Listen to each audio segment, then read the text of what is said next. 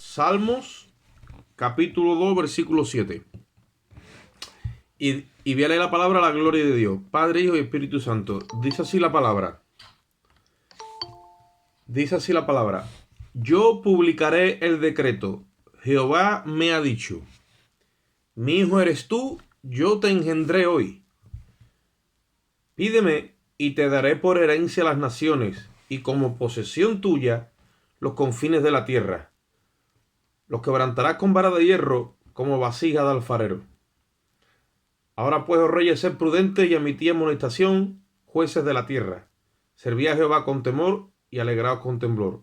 Honrad al Hijo para que no se enoje y perezcáis en el camino, pues inflama de pronto su ira. Bienaventurados todos los que en él confían. Padre, te damos gracias en esta bendita hora por tu amor y misericordia, Señor, y te rogamos de una forma especial que tú bendigas tu palabra en nuestros corazones por tu Espíritu. Ensancha, Dios mío, nuestro entendimiento para que la luz de tu palabra entre e ilumine nuestro corazón, y a través de esa luz, Señor, esa fotosíntesis quede plasmada la imagen de lo que tú quieres mostrarnos en el día de hoy, Padre. Te damos gracias y en ti esperamos en el nombre de Jesús. Amén. Dice el Salmo en el versículo 7, ¿vale? Yo publicaré el decreto. Jehová me ha dicho: mi hijo eres tú, yo te engendré hoy. Eso es un salmo mesiánico. Lo escribió David y está hablando de Cristo cuando viniese a la tierra y hiciese la obra de redención y de resucitase.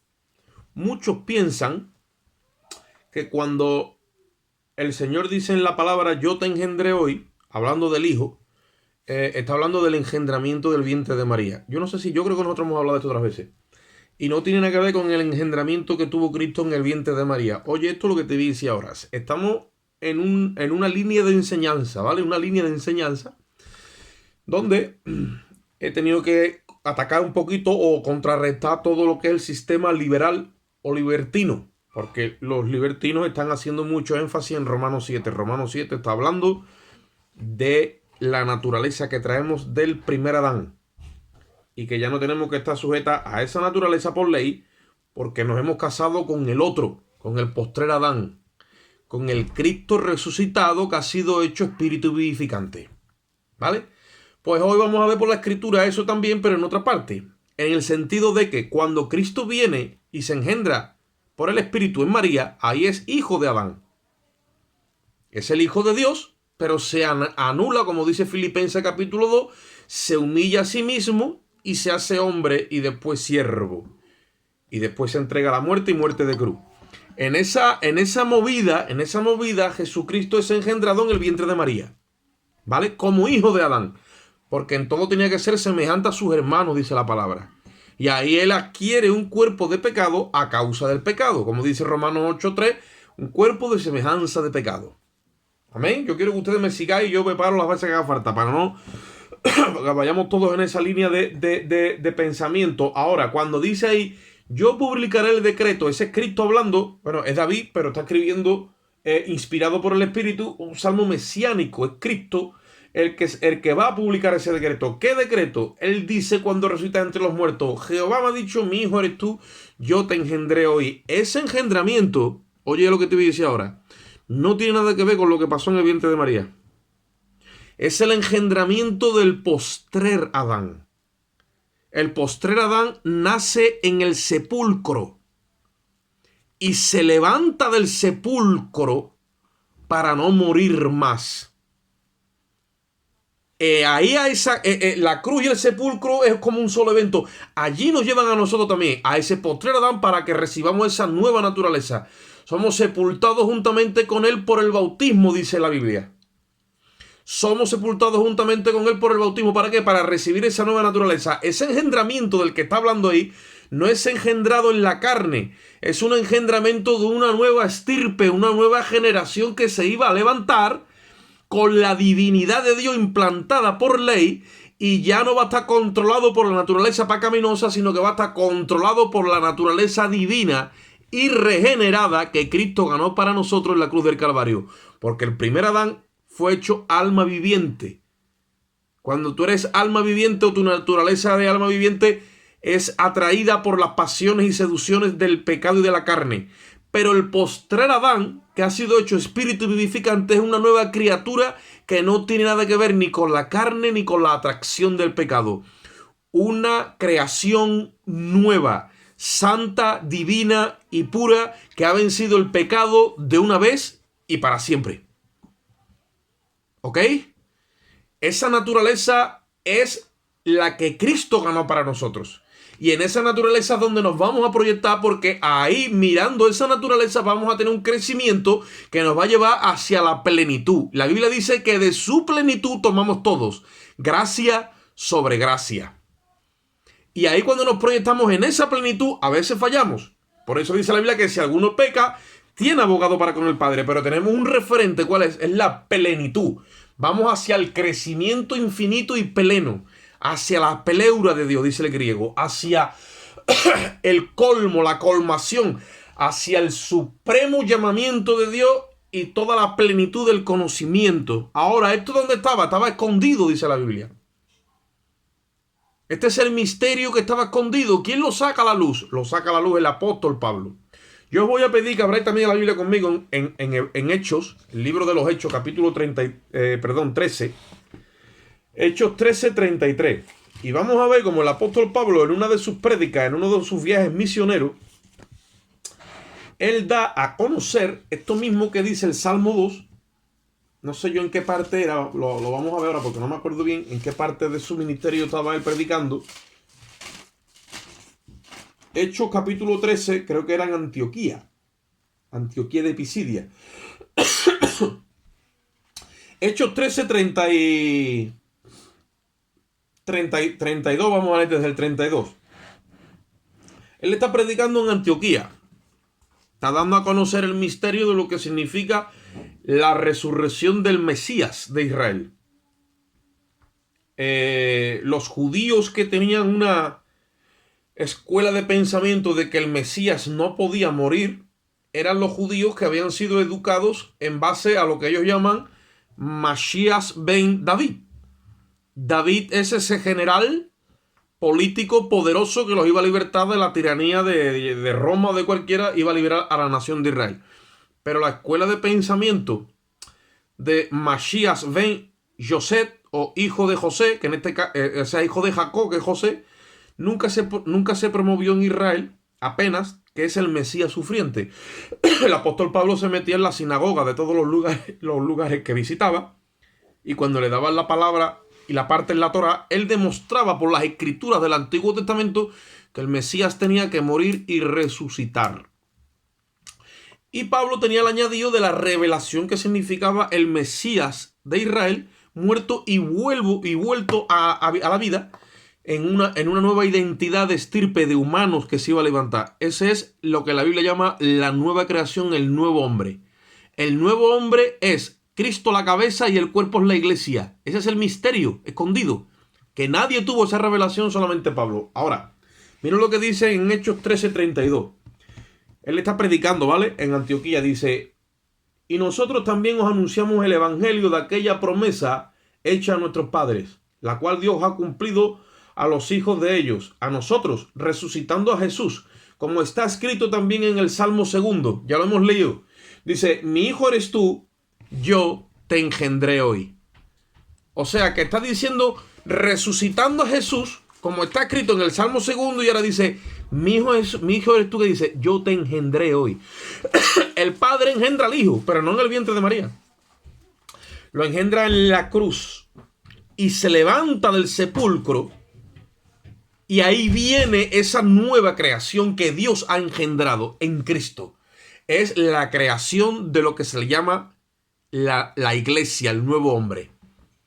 En esa nueva criatura nos tenemos nosotros que proyectar, porque esa nueva criatura ha vencido el pecado para siempre.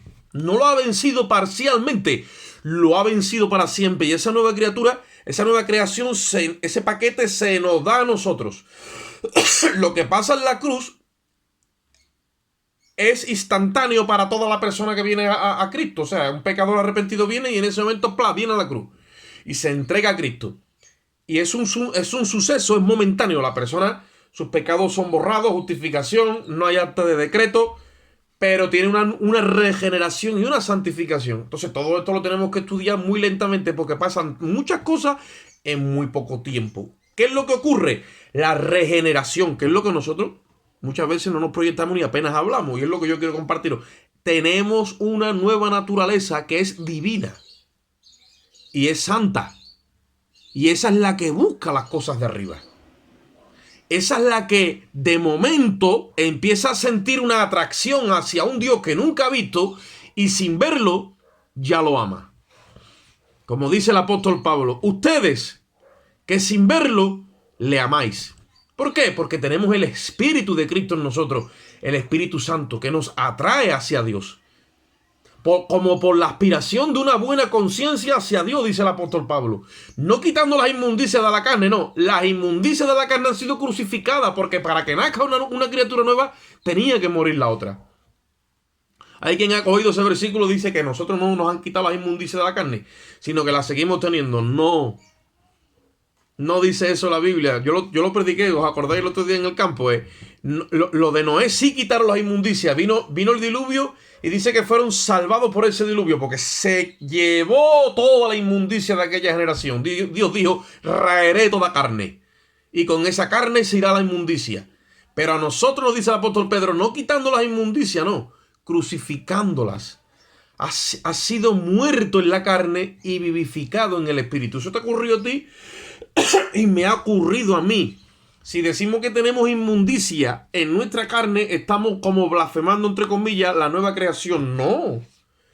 Tenemos la nueva identidad en Cristo, que esa no tiene nada que ver con inmundicia. Nada es nueva. Es nueva creación. Vamos un momentito a Efesios, capítulo 2, versículo 10. Efesios capítulo 2, versículo 10.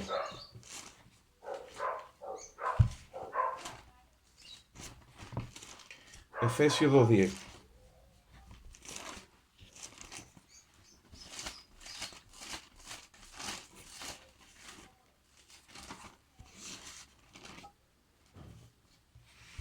Efesios 2, 10.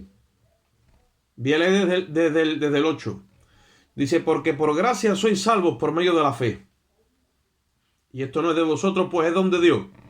No por obras para que nadie se gloríe. Mira, ahí dice que la salvación no es por obra. Nadie la puede alcanzar por obra porque la vieja criatura no puede agradar a Dios. Ahora dice, porque somos hechura suya, creados en Cristo Jesús, para buenas obras, las cuales Dios preparó de antemano para que anduviésemos en ellas.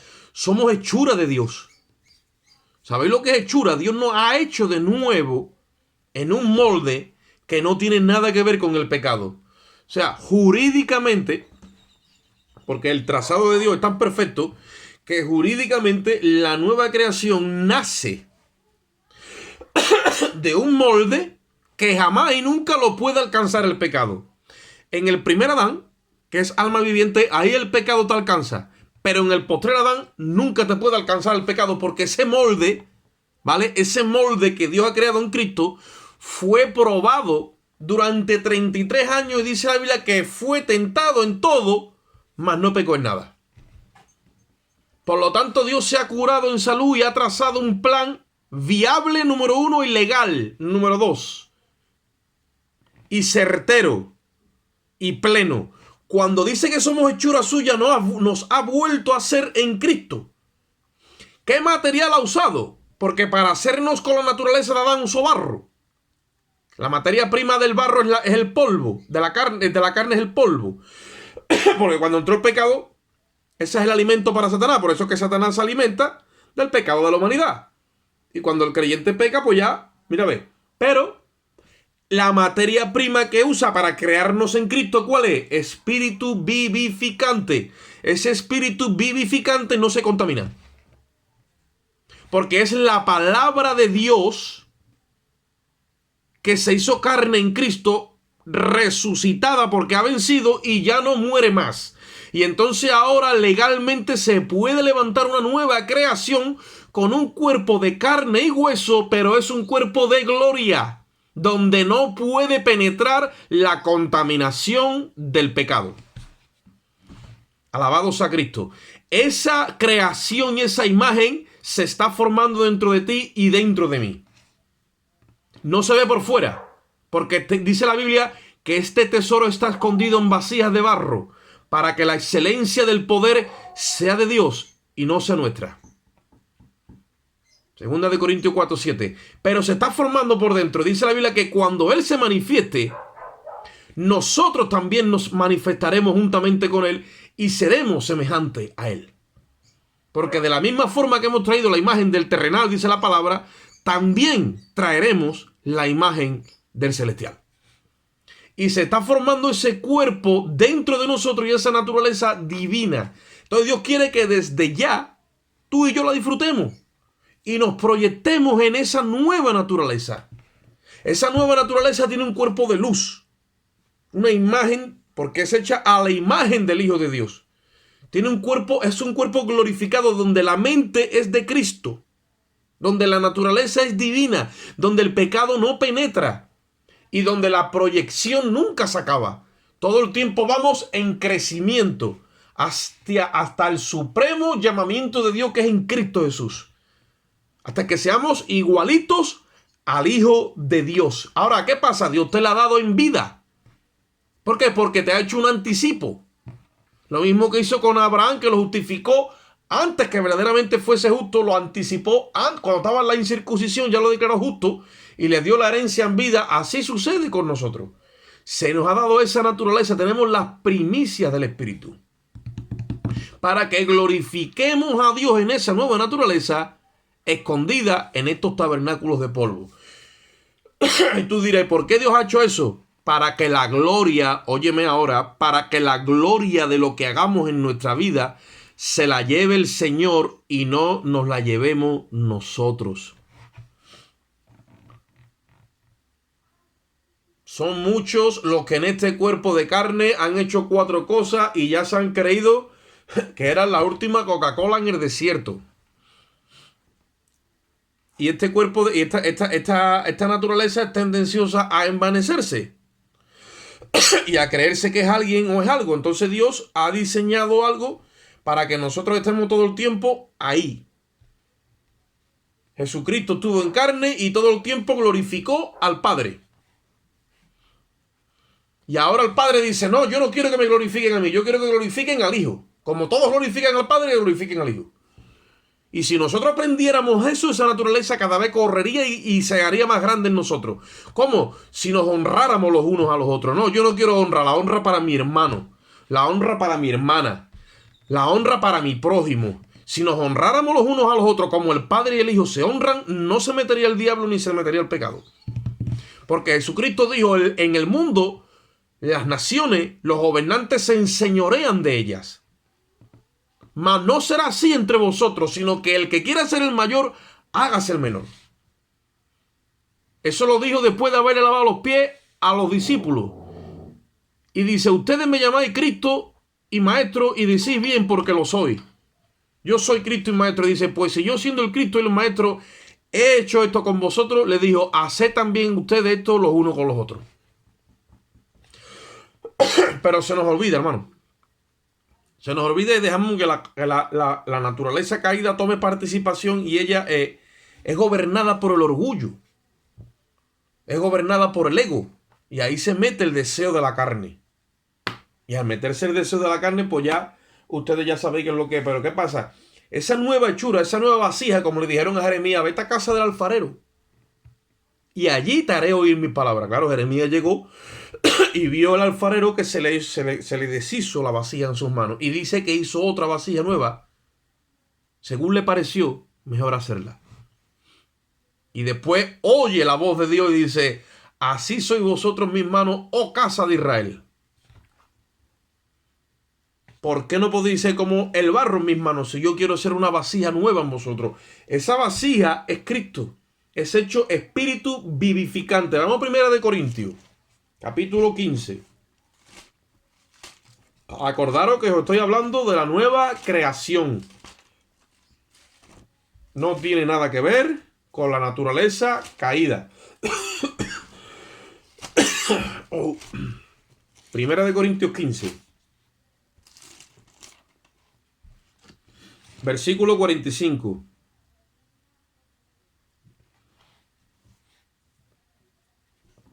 Dice la palabra, así también fue hecho.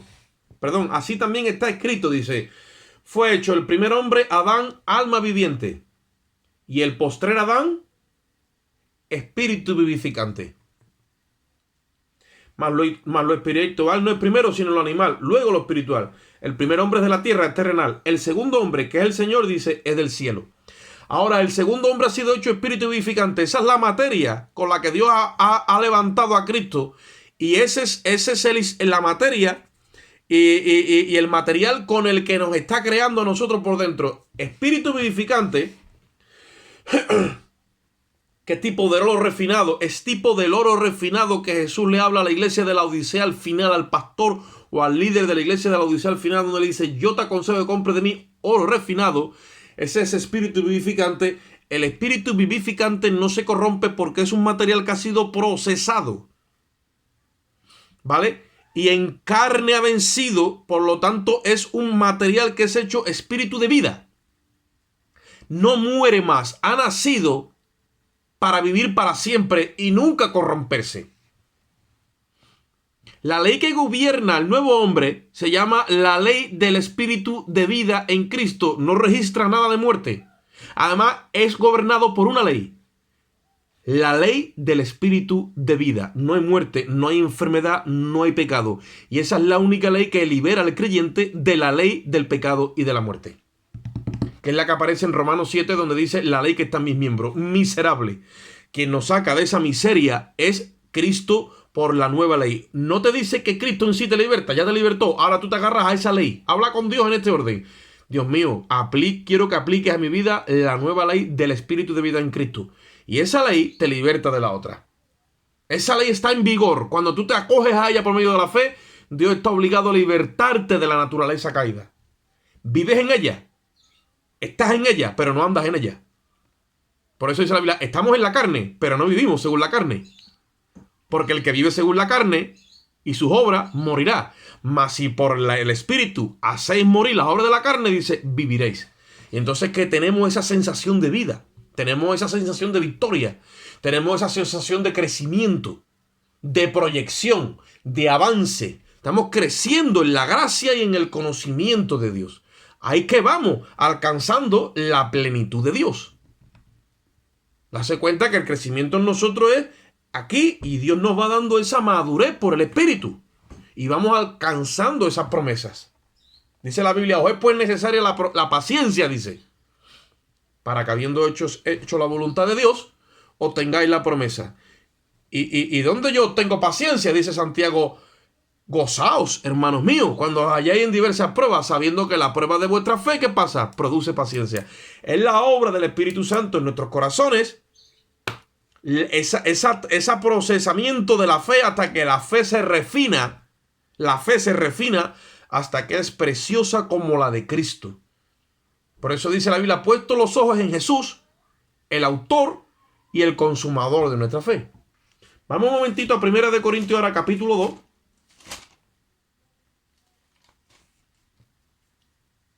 Versículo 6. Para que veamos un momentito una cosa. Que todo esto es por el Espíritu. Que todo esto no es capacidad carnal, ni que yo tengo capacidad de no pecar. No, esto es una nueva naturaleza que hemos recibido y el Espíritu nos guía a ella.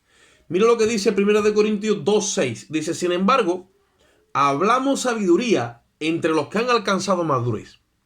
O sea, no se puede hablar sabiduría con un hermano o con una persona que no ha alcanzado madurez. Hay gente que andan en la carne, son carnales, y al no alcanzar madurez, estas cosas para ellos es como si tú escuchas hablar en un idioma que tú no entiendes, como si te hablo en chino. Me decía mi madre a mí. Dice, hablamos madurez entre los que han alcanzado sabiduría, dice, y sabiduría que no es de este siglo. Lo que nosotros estamos hablando por ejemplo aquí ahora mismo, y todo esto que estamos compartiendo, esto tú no lo puedes encontrar en ninguna materia ni en ninguna persona de este mundo hablando de esto que no sea por revelación del Espíritu, basándose en las Escrituras, una nueva creación. Dice, y sabiduría que no es de este siglo, dice, ni de los príncipes de este siglo que perecen, mas hablamos sabiduría de Dios en misterio, la sabiduría oculta. la cual predestinó antes de los siglos para nuestra gloria, la que ninguno de los príncipes de este siglo conoció. Dice, porque si lo hubiesen conocido nunca hubieran crucificado al Señor de gloria. Antes bien, como está escrito, cosas que ojo no vio, ni oído yo, ni han subido en corazón de hombre, son las que Dios ha preparado para los que le aman. Mira lo que está preparado para ti y para mí en esa nueva naturaleza y esa nueva creación. Cosas que nunca nadie ha escuchado. Cosas que nunca nadie ha visto. Y dice cosas que no han subido al corazón. O sea, nadie en esta tierra que esté en naturaleza caída, en carnal, por mucha capacidad que tenga de imaginar y de fantasear, no ha podido subir a su corazón nada de lo que Dios tiene preparado para su iglesia. Mira lo que Dios tiene ahí. Cosas que nadie ha visto. Jamás las han visto. Ningún ojo las ha mirado. Mira. Dice la Biblia, bienaventurados los limpios de corazón, porque ellos verán a Dios. ¿Y eso no es grande? Ver a Dios con tus ojos. Dice, ni oído ha oído. El apóstol Pablo, ustedes saben que fue arrebatado al tercer cielo, ¿no? Dice la Biblia, en el paraíso. Él dice que oyó allí unas cosas que cuando él estaba otra vez aquí en la tierra y escribe las epístolas y demás, él no puede expresarlas. Dice que escuchó palabras inefables, que significa inexpresable. O sea, yo no tengo la capacidad ahora, otra vez estando en esta naturaleza, de expresar lo que yo escuché. Para que ustedes vean ahí hasta donde está codificado el asunto y solamente se tiene acceso allí por el Espíritu. Dice, versículo 10, pero Dios nos la reveló a nosotros por el Espíritu. Las cosas que Dios tiene, hermano, que nadie ha visto, que nadie ha escuchado, nosotros ya tenemos la revelación. ¿Por qué? Por el Espíritu. Dice, porque el Espíritu todo lo escudriña, aún en lo profundo de Dios. Porque ¿quién de los hombres sabe las cosas del hombre, sino el Espíritu del hombre que está en él? Así tampoco nadie conoció las cosas de Dios, sino el Espíritu de Dios. Y nosotros no hemos recibido el Espíritu del mundo, sino el Espíritu que proviene de Dios, para que sepamos lo que Dios nos ha concedido. Mira qué clara es la Escritura. Nosotros tenemos un espíritu nuevo, que es un espíritu que viene de Dios. Dios lo ha cogido de Cristo resucitado. ¿Para qué? Dice, para que sepamos lo que nos ha concedido. ¿Quién te lo revela? El Espíritu. Y ahí no hay fallo, ahí no hay margen de error. Él te guía toda la verdad. Él te hace saber todas las cosas que han de venir. Mira lo que dice en el versículo 12 en el 13. Dice, lo cual también hablamos no con palabras enseñadas por sabiduría humana, sino con las que enseña el Espíritu, acomodando lo espiritual a lo espiritual. Cuando tú estás en el Espíritu y yo estoy en el Espíritu, a Dios se le hace muy fácil mostrarnos las cosas. ¿Por qué? Porque se acomoda lo que Dios tiene a nuestra condición, que estamos en el Espíritu, encaja una cosa con la otra. Se acomoda lo que Dios tiene para ti en la naturaleza en la que te ha dado, que es el Espíritu. Entonces te la encaja, la acomoda. Acomodando lo espiritual a lo espiritual. Por eso que tenemos que vivir en esa vasija de luz que está dentro de nosotros y proyectarnos en ella. Y a Dios le es muy fácil tratar con nosotros y cada vez ir añadiendo de ese peso de gloria, lo va añadiendo a cada uno de nosotros. Añadiendo esa capacidad, esa responsabilidad, esa administración, esa sabiduría, esa ciencia, y va formando a Cristo en cada uno de nosotros. Dice en el versículo 14, pero el hombre natural no percibe las cosas que son del Espíritu de Dios, porque para eso es locura, y no las puede entender, porque se han de discernir espiritualmente. Mira lo que dice el 15. En cambio, el espiritual juzga todas las cosas, pero él no es juzgado de nadie. Porque ¿quién conoció la mente del Señor y quién le instruirá? Que significa ¿quién le enseñará? Dice, mas nosotros tenemos la mente de Cristo.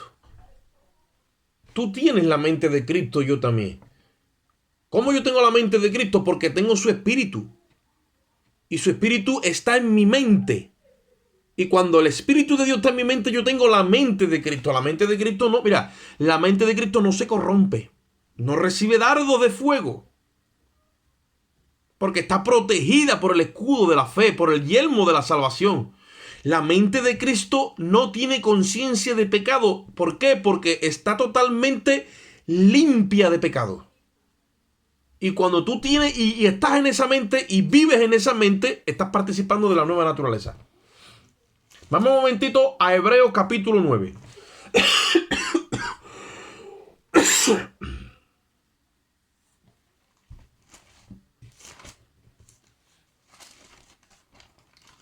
La nueva naturaleza tiene la mente de Cristo. La nueva naturaleza es totalmente nueva, hecha de materia de espíritu vivificante, no se corrompe, ¿vale?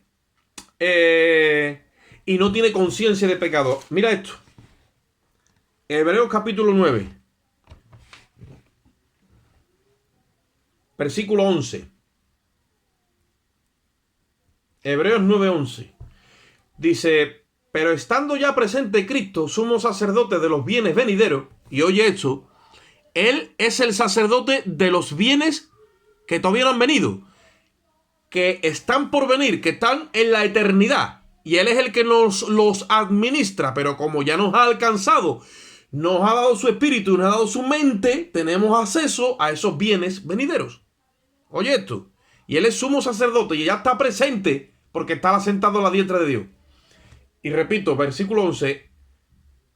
Pero estando ya presente Cristo, somos sacerdotes de los bienes venideros, por el más amplio y perfecto tabernáculo, no hecho de mano, es decir, no de esta creación, se está refiriendo a la creación en la que se levantó Cristo, dice, y no por sangre de machos cabríos ni de becerros, sino por su propia sangre, entró una vez y para siempre en el lugar santísimo, que dice ahí, obteniendo eterna redención. Cuando nosotros venimos a Cristo, la redención que hemos obtenido es eterna.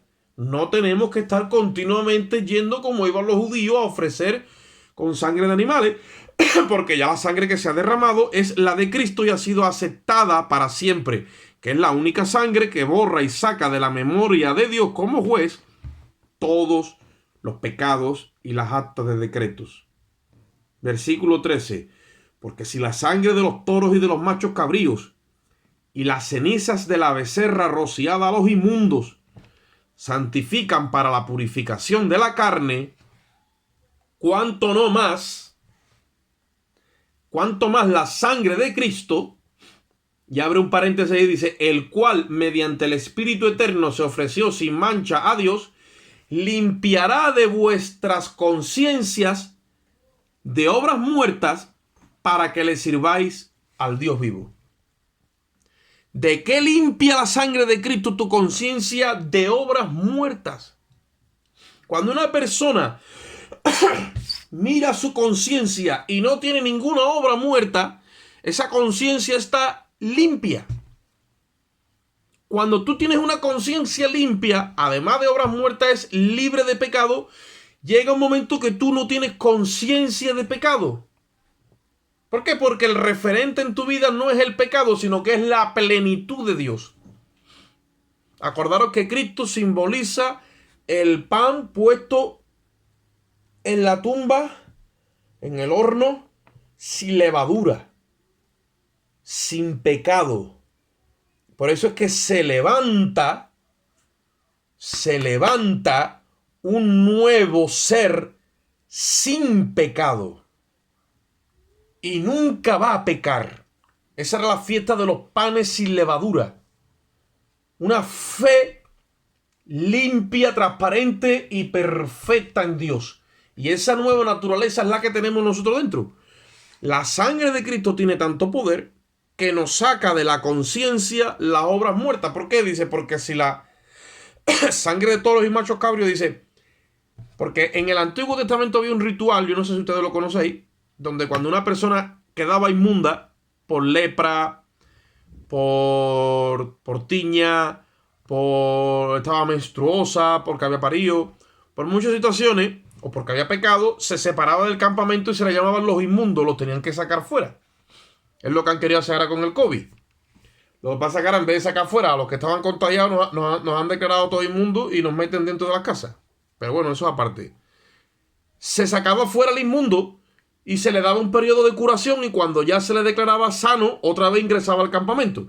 Entonces, el día que la persona ingresaba y dejaba de ser inmundo y otra vez estaba aceptado, ya no había inmundicia en él, ese día venía el sacerdote, que es el que diagnosticaba tanto la enfermedad como la salud. Oye esto, porque hoy día los sacerdotes son los dirigentes políticos y la gente de la ONU y toda esta gente, y no le dan parte a las personas que tienen capacidad espiritual, que son los que verdaderamente detectan la enfermedad, porque la enfermedad no procede del cuerpo, la enfermedad procede del espíritu. Y los analistas del espíritu, los que tienen sabiduría y doctorado en las cosas del espíritu y del alma, son los hijos de Dios.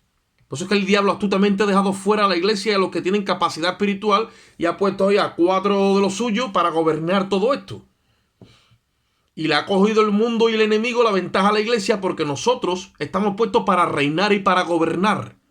La Biblia dice que los que participan de la abundancia de la gracia y del don de la justicia son los que van a reinar. Y por eso en esta hora tenemos que coger nosotros capacidad en la sabiduría que Dios nos ha dado. ¿Y qué es lo que sucede? En el Antiguo Testamento llegaba el sacerdote, y cuando la persona había sido limpia de lepra, de tiña, de cualquier cosa que lo había contaminado, le derramaba las cenizas de un sacrificio que se llamaba el sacrificio de la becerra roja.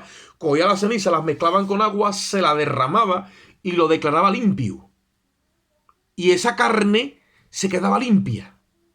Ahora dice ahí, si las cenizas de la becerra roja mezclada con agua santificaban a los inmundos, dice, cuánto no más la sangre de Cristo. Oye eso. Que se entregó a sí mismo mediante el Espíritu Eterno, dice, cuánto no más. Si aquella gente declaraban santo y otra vez limpio a los inmundos, cuánto no más la sangre de Cristo va a coger tu conciencia y la va a declarar sin pecado y sin obras muertas, ¿me entiendes o no? Para que tú le sirvas al Dios vivo. Te está diciendo ahí que eso tiene una base impresionante, en la sangre de Cristo. La sangre de Cristo limpia de todo pecado y de toda maldad, dice la Biblia. No de pecado solamente, sino de toda maldad. Porque el pecado en sí es una acción cometida, pero la maldad es lo que hace que la acción se siga repitiendo. Pues Él te libra de pecado y de la maldad que hay en ti y te declara limpio.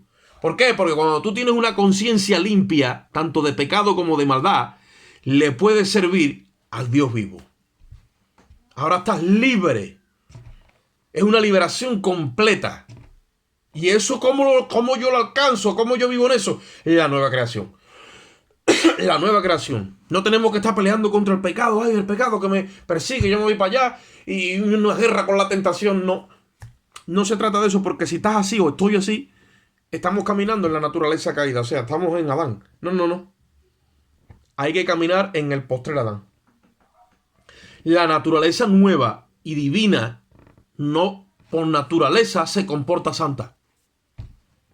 No tiene que estar tú como andaban los sacerdotes de la antigüedad haciendo vida monástica por allí metido en un convento con traje de saco y cosas de esas. Como un sacerdote que salía por la radio y le preguntaban, ¿usted cuándo se pone así un poquito que el cuerpo quiere...? Pues claro, a los sacerdotes les han prohibido casarse. Tú imagínate tú, dice la Biblia que en los postreros días aparecerían doctrinas de demonios que prohibirían casarse. A ver, ¿de dónde viene eso? Cuando el hombre de Dios y la mujer de Dios tienen que tener su compañera. A no ser que tenga el don de incontinencia y le sirves a Dios como un eunuco, pero si no tiene que tener una compañera, dice la palabra. Pero eso no se vence así. Y había un sacerdote que decía, no, yo cuando me veo así un poquito raro, yo cojo la goma de butano y me meto dos buenos zurriagazos en la espalda con el capuchón y todo, ¿ves? Y se me quita todo. Pero eso no es vencer pecado. Eso no es vencer pecado. Eso es mortificar la carne a palo limpio, decía el puertorriqueño. Ahora, otra cosa es, en esa naturaleza santa y divina, participar de la bendición que Dios nos ha dado. Vamos un momentito a Primera de Juan. Vamos a ver allí como el apóstol Juan habla en un mismo pasaje tanto de lo que es la práctica del pecado como de los que tienen la naturaleza nacida, o sea, la naturaleza nueva, limpia. Y mira lo que dice. Y muchos se enredan con esto. Primera de Juan capítulo 3 versículo 1. Dice, mirad cuál amor nos ha dado el Padre para que seamos llamados hijos de Dios. Por eso el mundo no nos conoce, porque tampoco le conoció a Él. Amado, ahora somos hijos de Dios y aún no se ha manifestado lo que hemos de ser. Mas cuando Él se manifieste, seremos semejantes a Él, porque le veremos tal como Él es. Y todo aquel que tiene esta esperanza en Él se purifica a sí mismo, así como Él es puro. Mira, la esperanza te purifica, para que lo sepa ya. Si tú tienes esa esperanza en Él, esa misma esperanza te purifica a ti mismo, porque Él es puro. Y ahora dice, todo aquel que comete pecado infringe también la ley. Mira lo que es el pecado. Él dice, es infracción de la ley. La palabra pecado en el griego es amartía. Dice, y sabéis que Él apareció para quitar nuestros pecados y no hay pecado en Él. Todo aquel que permanece en Él, mira lo que dice allá ahora. Esto es serio, ¿eh? Dice, todo aquel que permanece en Él no peca. Y todo aquel que peca no le ha visto ni le ha conocido. Si te llevo a 2 de Juan, dice, no podemos decir que no tenemos pecado, porque si decimos que no tenemos pecado, lo hacemos mentiroso a Él. Parece que se contradice la Biblia, y no se contradice. Está hablando de la nueva creación. Está hablando de que seremos semejantes a Él. Y está hablando de esa pureza que tenemos en nosotros, que es esa sustancia del Espíritu vivificante. Cuando tú permaneces en esa nueva creación, no te tienes que forzar. ¿Por qué? Porque en esa nueva creación y si permaneces en ella, dice, no peca. Porque la nueva criatura no peca. O Cristo peca. Cristo no peca. Ni piensa en el pecado, ni es atraído ni seducido por el pecado.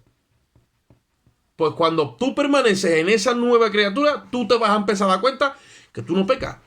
No te estoy diciendo que tú eres impecable, ¿vale? Porque el error en nosotros está en que tomamos otra vez el control nosotros. Pero si te dejas en el Espíritu, los procesos en permanecer en Él cada vez se agrandan más. Y tú lo vas a notar en que no peca y que no aparece la tentación.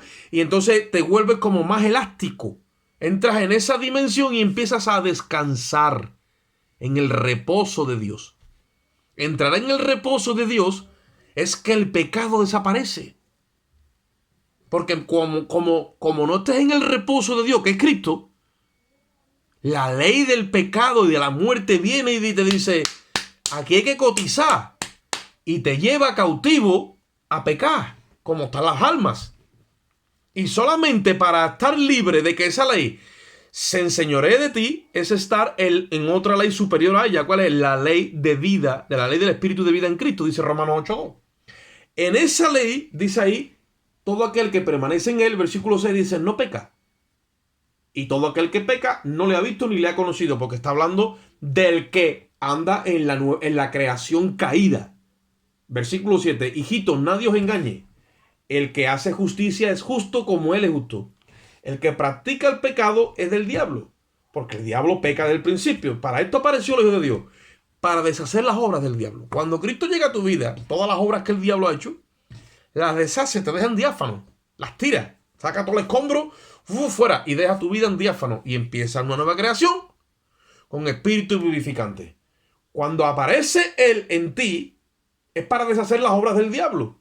Y tú empiezas a participar de esa nueva obra, que son obras de justicia. Por eso dice que el que hace justicia es justo como Él es justo. Versículo 9. Todo aquel que es nacido de Dios no practica el pecado. Y me voy a detener un poquito aquí para explicaros una cosa. Tú puedes pecar. No que tú tienes derecho a pecar, sino que fallas. Hay muchos que dicen, tú puedes pecar y por más que peque la salvación no se pierde. Eso es una mala expresión y eso es una aberración a la hora de exponer el evangelio. Ahora, si tú tienes la nueva naturaleza, tú no vas a estar concentrado en el pecado, vas a estar concentrado en la justicia. ¿Vale? Ahora, la palabra pecado viene del griego amartía. ¿Qué significa amartía? Amartía significa, oye esto, Amartía significa errar al blanco. O sea, yo tiro, porque los arqueros de la antigüedad eran los que tiraban al blanco y cuando fallaban y no daban en el blanco, se escuchaba una voz que decía amartía, infracción del blanco, no ha dado en el blanco. Como yo quiero agradar a Dios y me estoy proyectando, hay veces que fallo. Eso es amartía, pecado. Dice la Biblia que cuando yo fallo tengo abogado para con el Padre. Pero tengo un referente y a veces fallo y me desvío. Ahora, otra cosa es no tener referente y andar practicando el pecado. Cuando yo pierdo el referente, que yo no estoy tirando al blanco. Cuando yo estoy fallando, yo no estoy fallando porque ya no se oye amartía porque yo no estoy queriendo dar en el blanco, no. Yo estoy practicando el pecado sin ningún referente de Dios, ni de santidad, ni de buscarlo a Él. Yo estoy andando ya en las obras de la carne. Ahí hay un problema. ¿Por qué? Porque ahí mi alma se empieza a morir. Dice la Biblia que cuando si andáis en las obras de la carne, dice, moriréis. Si por el Espíritu hacéis morir las obras de la carne, viviréis. ¿Qué es lo que sucede? Cuando yo estoy caminando y fallo, se oye amartía. Pues dice la Biblia, si alguno peca, abogado tiene para con el Padre, a Jesucristo justo. ¿Qué pasa? Confiesas tu pecado y Él te limpia de todo pecado y de toda maldad. Ahora, cuando tú te abandonas a las obras de la carne, no te está ni siquiera diciendo el pecado, las obras de la carne es el alimento para Satanás. ¿Por qué? Porque las obras de la carne es el polvo, la materia prima de la carne. Entonces no hay nada que hablar. ¿Por qué? Porque ahí lo dice, el que practica el pecado es del diablo. No tiene ningún referente. Está viviendo en pecado. Ahora tú me dices a mí, bueno, pero si un hermano se desvía y está viviendo en pecado, pues en ese momento se ha salido de la presencia de Dios. Como un pródigo, está desperdiciando la herencia de tener el Espíritu, la está desperdiciando. Y en ese momento, ¿a quién le pertenece? Bueno, técnicamente a tiempo real le pertenece al enemigo, aunque es hijo de Dios. Ahora lo que pasa es que eso entra ahora en un proceso, que eso no lo puede jugar ni un pastor, ni un cura, ni un papa, ni nadie, porque es un trato entre Dios y la persona. Muchos vuelven en sí y otra vez se tornan, ¿vale? No se debe de despreciar a esa persona, hay que ayudarla, en la medida en la que se pueda, ni se la puede juzgar ni condenar, porque solo Dios sabe lo que va a pasar con ese alma. Lo propio es que se torne, ¿vale? Pero muchos han llegado a la muerte en ese estado. Y eso es lo que nosotros tenemos que entender. No estamos para condenar, estamos para enseñar y para aprender y para buscar la bendición. ¿De acuerdo? Ahora, yo estoy caminando en la nueva creación y fallo, he pecado, lo siento, perdóname, Señor. En el momento en el que yo fallo, yo sé que fallo y ya está ahí el perdón, el arrepentimiento y la humillación. Ahora, cuando yo entro en esa divagación que las obras de la carne son las que tienen el control de mi vida, si yo escucho a un ministro que me dijo, no pasa nada por pecar, tú no, aunque peque y peque y peque, no pierdes la salvación. Y eso a mí me ha entrado en mi espíritu, llega un momento que yo no siento arrepentimiento. Son muchos los que se han puesto a pecar y a jugar con las obras de la carne y contristan el espíritu y ya no pueden sentir esa tristeza del espíritu. Por lo tanto, no puede haber un arrepentimiento, o sea, un cambio de mentalidad, volver en sí para tornarse otra vez hacia Dios. Aparte de que es que se mete el enemigo. Entonces, cuando caminamos, hermanos míos, en la nueva naturaleza no peca. Dice Gálatas 2:20. Con Cristo estoy juntamente crucificado y ya no vivo yo. Mas vive Cristo en mí, dice. Lo que antes vivía en la carne, ahora vivía en la carne, dice, lo vivía en la carne antes, ahora dice, yo lo vivo en la fe del Hijo de Dios. Entonces Cristo no peca. Eso es lo que tenemos entonces que esforzarnos y proyectarnos hacia eso. ¿Hacia qué? Hacia la nueva creación. Hacia la nueva naturaleza que hay en nosotros. Vamos un momentito a Hebreo, para que veáis también otra cosita que tengo aquí yo anotada, o para que veamos juntos. Os dice el capítulo.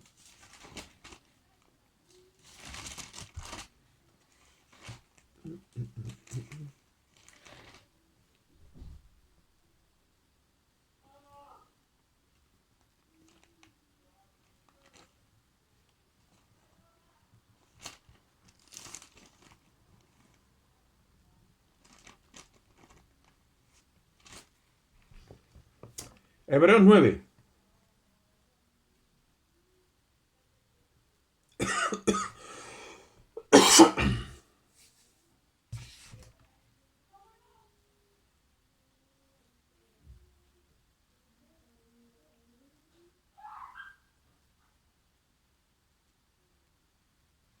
Versículo 9. Está el Espíritu Santo ministrando, usando el escrito de Hebreo, que dicen que es Pablo, que sí, que no importa. Dando a entender, cuando estaba levantado el antiguo templo, qué es lo que significaba cada cosa, la parte de los atrios, el lugar santo, el lugar santísimo. Y en el versículo 9, después de haber dicho que el Espíritu Santo en el versículo 8 estaba dando a entender que con esto que no se había manifestado el camino al lugar santísimo, entre tanto la primera parte del tabernáculo estuviera de pie, ¿vale? Y mientras que Cristo estuviera en la carne, no se podía manifestar la entrada al lugar santísimo, porque tenía que morir y resucitar, y ahí el velo era abierto. Versículo 9 dice, lo cual es símbolo para el tiempo presente, que es nosotros ahora, según el cual se presentan ofrendas y sacrificios que no pueden hacer perfecto en cuanto a la conciencia a los que practican ese culto, ya que consiste solo de comidas y bebidas y de diversas abluciones y ordenanzas acerca de la carne, impuestas hasta el tiempo de reformar todas las cosas. Eso es antes de lo que hemos leído. ¿Qué es lo que sucede? Que nosotros, mientras que nuestra mente carnal y caída y religiosa no sea borrada por la nueva dimensión de la nueva creación, creemos nosotros que todavía tenemos que estar, digamos, haciendo o de alguna forma participando de algún culto religioso para que esa conciencia sea limpia. Y dice la Biblia que eso no puede ser perfecto en cuanto a la conciencia a los que practican ese culto.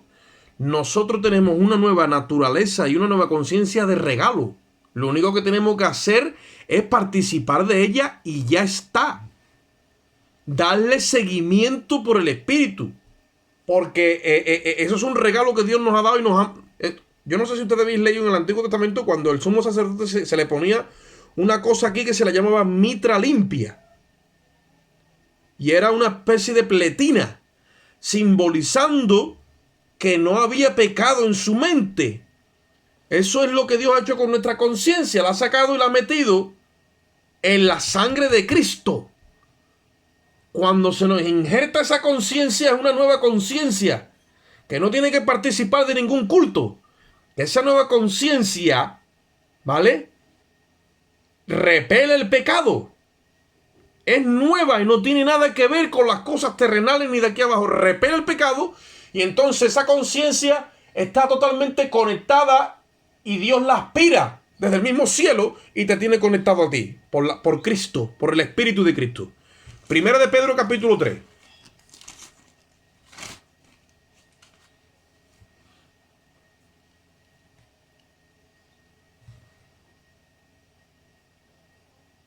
Versículo 18. Ya acabamos. Dice, porque también Cristo padeció una sola vez por los pecados, el justo por los injustos, para llevarnos a Dios, siendo a la verdad, oye esto, muerto a la carne, pero vivificado en el Espíritu. Eso es lo que nos sucede a nosotros. Y después dice, en el cual también fue y predicó a los espíritus encarcelados, los que en otro tiempo desobedecieron, cuando una vez esperaba la paciencia de Dios en los días de Noé, mientras se preparaba el arca, en la cual pocas personas, es decir, 8, fueron salvadas por agua. En los tiempos de Noé, aquella generación que se salvó, que fueron 8 personas nada más, fueron salvadas por el agua, dice.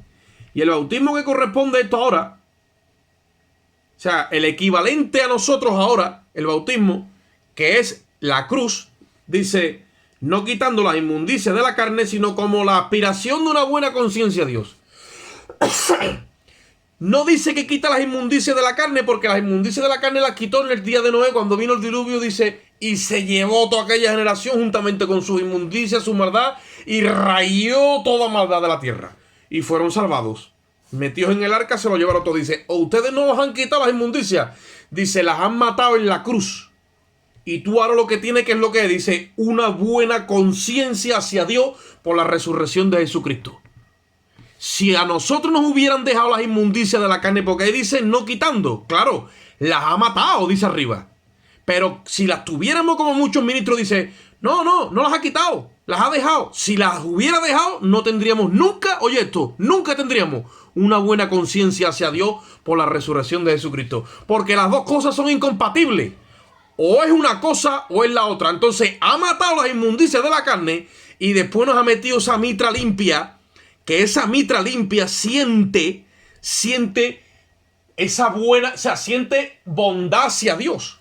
O es que cuando tú naciste de nuevo, no sentías eso hacia Él. Es que eso no falla. Yo sentía una pureza y una cosa que yo decía, yo mismo, ¿de dónde viene esto? Esto es increíble. Y la paz que yo tengo dentro de mí, yo estaba asustado. Estaba flipado. Todo el mundo, ¿qué te ha pasado? Uf, ¿qué sé qué me ha pasado? Ahora lo averiguaré, pero esto es demasiado. Y ahora tengo conocimiento. Conectado a Dios, la conciencia pura. Pura. Las inmundicias de la carne, dice, no te las han quitado. Que no me las han quitado, no, que me las crucificaron. No sentía nada hacia la carne. Absolutamente nada. Puro espíritu. Ahora dice un hermano, bueno hermano, ¿qué pasa? Que ya somos ángeles, nos han salido alas. No. Pero esa naturaleza está ahí. Desarróllala. Vive en ella. Piensa en ella. Muévete en ella. Mira en ella. Toca en ella. Todos los sentidos en el espíritu. Y ya tú vas a ver lo que Dios tiene para ti. Y para mí. Cosas que ojo no ha visto ni oído escuchado. Esas son las que Dios ha preparado para nosotros. Para que caminemos en esa nueva naturaleza. Vamos a orar. Padre, te damos gracias en esta hora, Señor. Pedimos que tú bendigas esta palabra en nuestro espíritu, Señor. Que tú le des recorrido, Dios mío, que tú le des trayectoria. Que tú le des avance, Señor, que tú le des desarrollo. Mira cada hermano, Dios mío, yo te ruego que tú les reveles esta verdad, Dios mío, y tú nos hagas crecer en ella, tanto en el conocimiento como en la práctica, Señor. Ayúdanos a alcanzar, Dios mío, esas promesas a pleno entendimiento, Señor. Te damos gracias y en ti esperamos en el nombre de Jesús. Amén.